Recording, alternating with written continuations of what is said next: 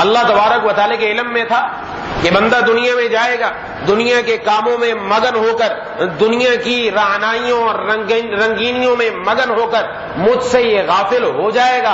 اور ہوا بھی یہی کہ 11 ماہ تک انسان کی یہی کیفیت رہی.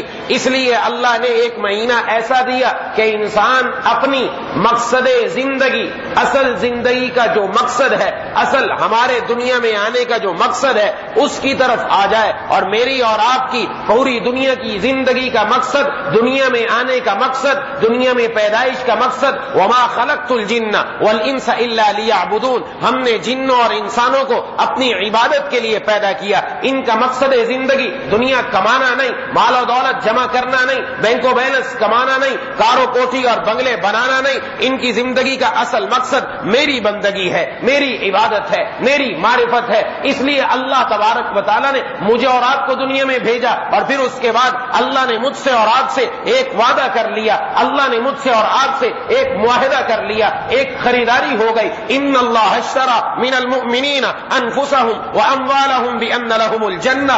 اللہ تبارک و تعالی خریدار بن رہے ہیں. اللہ مجھ سے اور آپ سے ہمارا جان, ہمارا مال لے رہے ہیں کہ میں تم سے تمہاری جانوں کا سودا کرتا ہوں, مال کا سودا کرتا ہوں. دینے والے خود اللہ کی ذات ہے, یہ دی بھی اسی نے, مال بھی اسی کا دیا ہوا, لیکن قربان جائیے اللہ تبارک و تعالیٰ پر. اللہ دوبارہ خریدار بن رہے ہیں. اور خریدار کس چیز کے بدلے میں؟ فرمایا جان تمہاری ہے, مال تمہارا ہے, یہ مجھے دے دو, اس کے بدلے میں تمہیں جنت عطا کرتا ہوں. یہ اللہ خریدار بن چکا.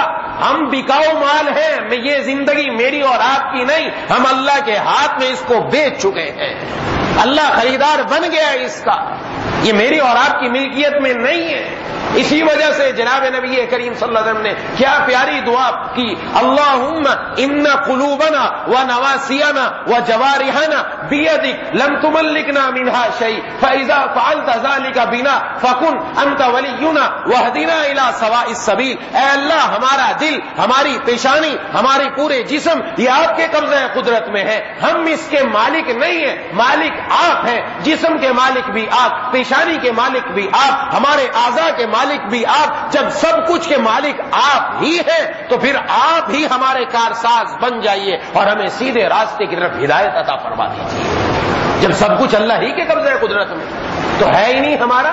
ہمارا ہوتا تو ہم کچھ بات کرتے, یہ تو ہے ہی اللہ تبارک و تعالیٰ کا. پہلے بھی ان کا تھا, بعد میں خریدار بن کر پھر بھی انہی کا ہے. یہ تو اللہ تعالیٰ چاہتے ہیں اس ماہ مبارک کے اندر انسان دوبارہ اللہ کی طرف لوٹ آئے.